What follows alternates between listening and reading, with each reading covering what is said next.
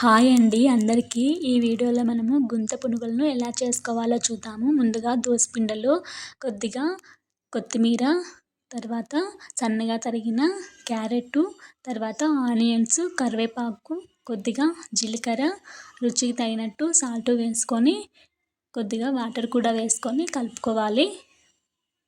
వీటిని ఉండలు లేకుండా కాసేపు ఒక 5 మినిట్స్ అలా కలుపుకోవాలి. తర్వాత ఇందులో పసుపు కూడా వేసుకోవాలండి.